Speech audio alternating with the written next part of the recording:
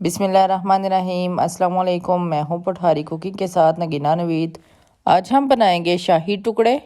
Custard मैंने ले लिए हैं 2 फ्लेवर में, स्ट्रॉबेरी और वनीला में।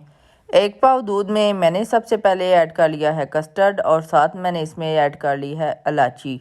हस्बे ज़रूरत हमने इसमें चीनी ऐड कर ली और गाढ़ा होने तक हमने इसको पकाना है अच्छे तरीके से।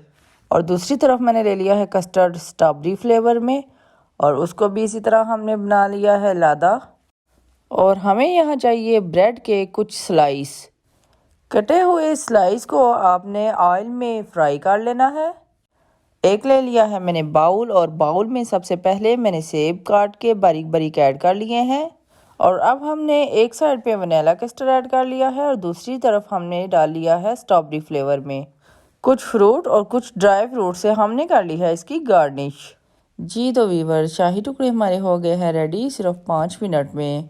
अगर हैं आप मेरे चैनल पे नए तो मेरे चैनल को कर दे सब्सक्राइब और बेल आइकन को दबाना मत भूलिएगा ताकि मेरी हर आने वाली न्यू वीडियो का नोटिफिकेशन सबसे पहले आपको मिले। और अगर की ज़िंदगी ने वफा तो मिलेंगे इंशाल्लाह एक न्यू रेसिपी के साथ। तब तक के लिए अल्लाह हाफिज़।